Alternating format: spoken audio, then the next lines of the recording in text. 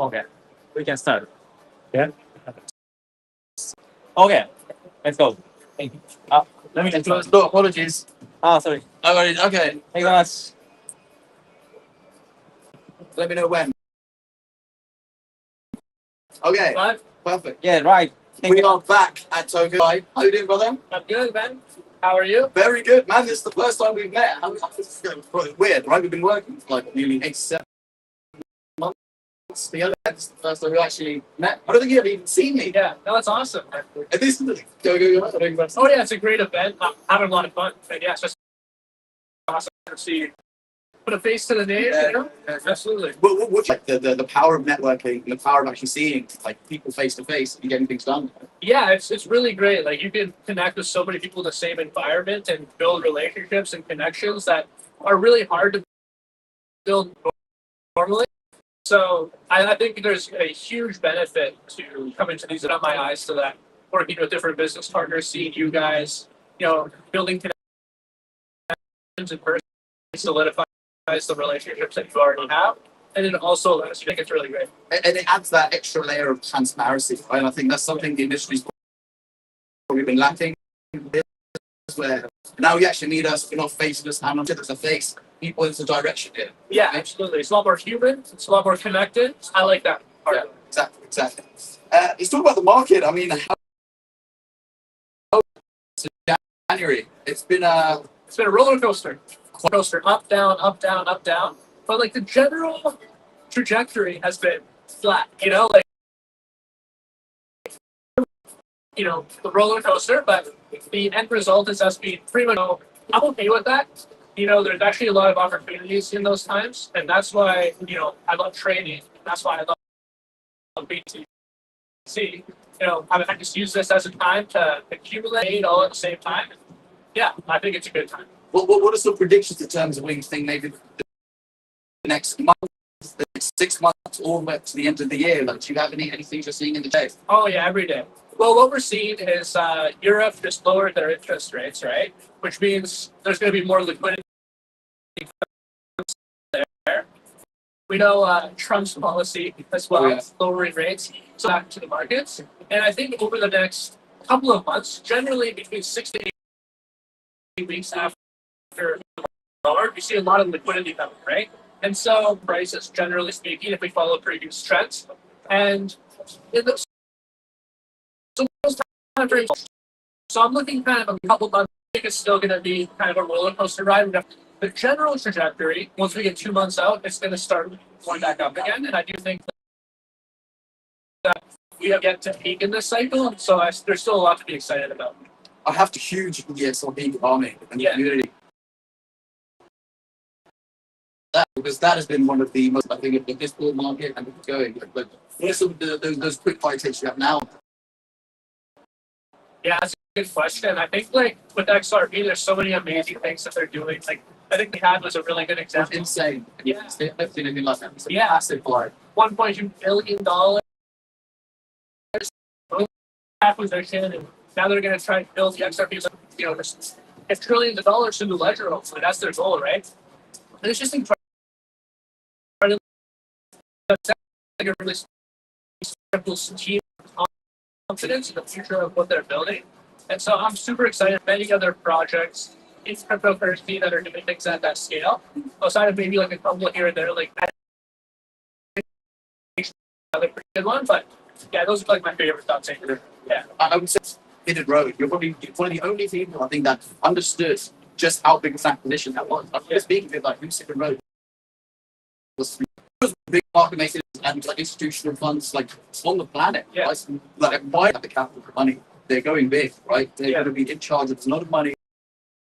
So it's like it's actually quite understated what that purchase was. So I could. It's really crazy. Yeah, no, it's tremendous. And, yeah, it's great. Awesome. Right, let's jump into some quick fire. Hodl or trade? Hodl or trade? Hodl. So I think the answer is actually both. Okay. Right? I think you got to do both. This is what I always talk about in my trading community, Crypto Crusaders. I like to allocate 20% of my total crypto portfolio towards futures and to actually trade. Day trading, swing trading, like 1, 2 week, 3 week. The rest is on hodling and long-term accumulation because I have very strong conviction in certain projects, and I think that based on what I've seen, they'll do well. So I choose one or the other. If I had to choose one, well, the majority of what I do is hodl with the majority of my money, but I love trades. I can't rule it out. It's just, yeah. I think the trade, and you're always thinking about the longer term. The trading, we need to have access to quick fire moves. Yeah. Like I said, it's been a roller. At any point, you can say something bullish about crypto. You're going to be able to capitalize on those moments, and you can only do that with trading, right? It's like you want to be able to do with a whole different exchanges. So those trading aspects are super. In my group chats, in my communities, every single day, I'm updating everyone. I'm like, guys, there's a lot of opportunities, and it's pretty incredible. And yeah, and I like to capitalize, especially right now, because during bear markets it's a lot slower. There's a lot less opportunity. There's still an opportunity, but it's a lot less. And right now we still have a lot of momentum, and so we got to use that. Sure, definitely. Okay, next one. Bitcoin. That's easy for me. XRP. XRP. That would be a spicy take. Bitcoin. Yeah, Bitcoin. Let's go. No, I love XRP. XRP is amazing.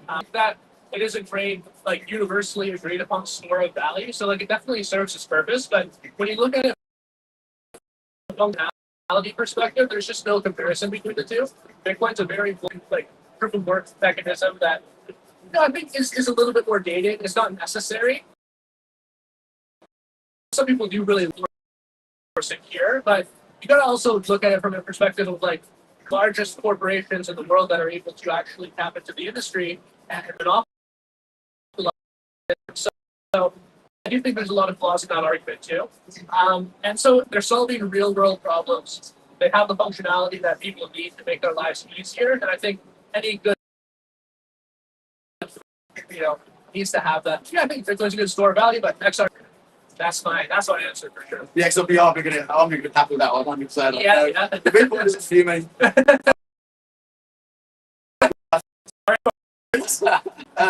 Okay, a spicy one. Okay. Ethereum or Solana?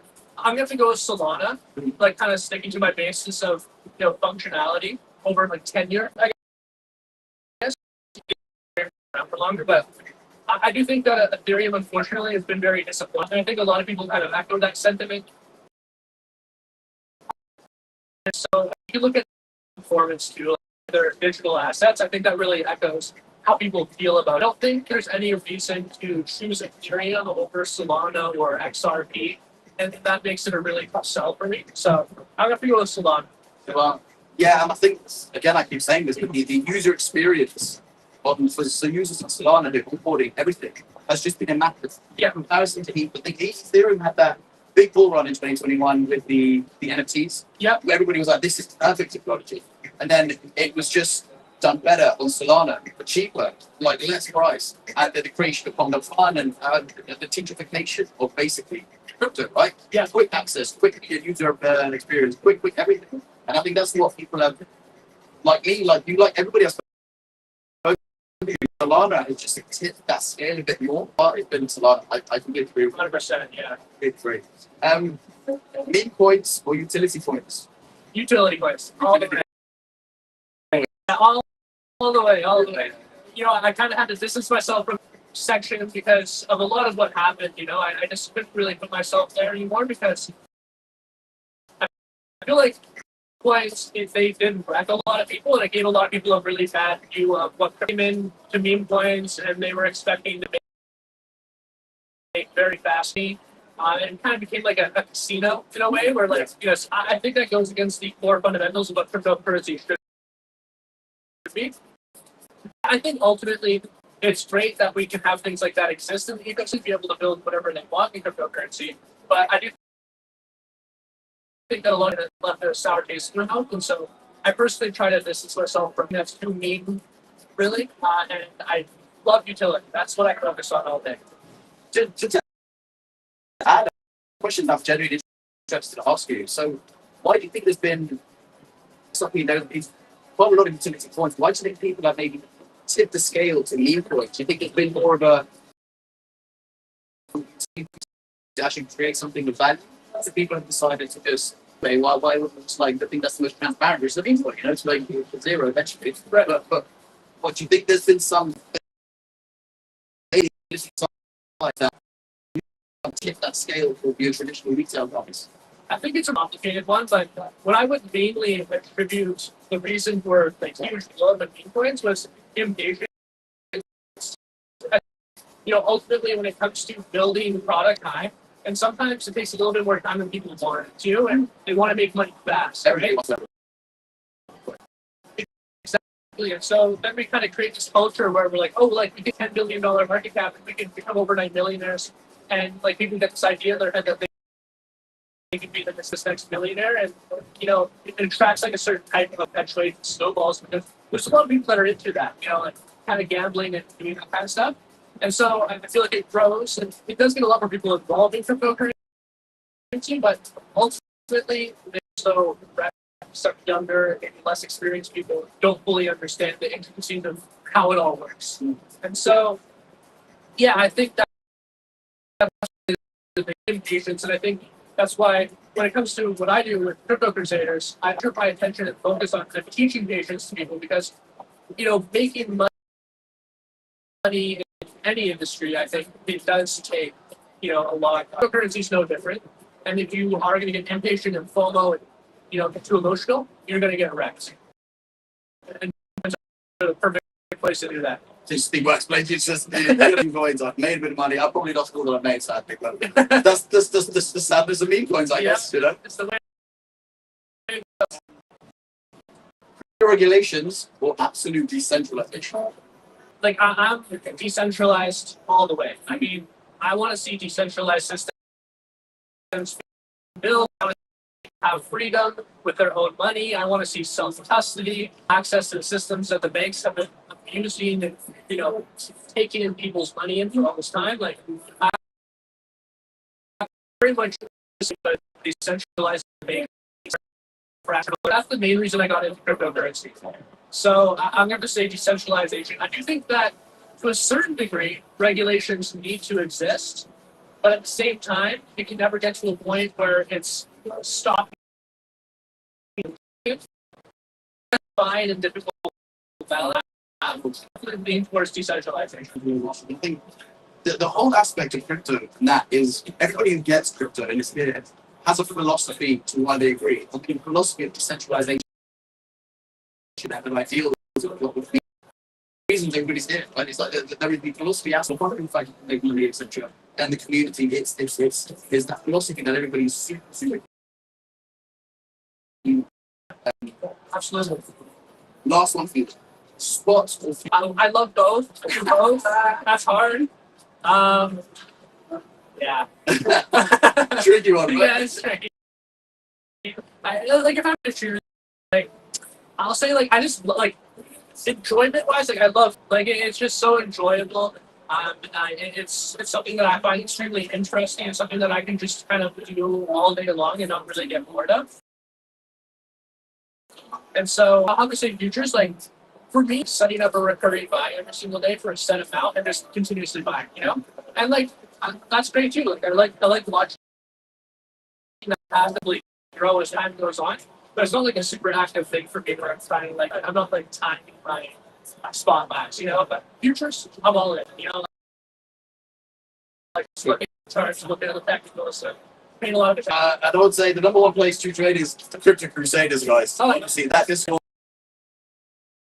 is some pretty eye-watering wins up there. These guys know what they're talking about. Just had a Levi, it's been amazing. Thank you so much, my friend. Thank you. Really, really good. Finally meet, and it's my pleasure, my friend. Honestly. Pleasure's mine, brother. Nice. On to the next one. Have a good day. Nice. All right, let's get lost. Yeah. Thank you so much.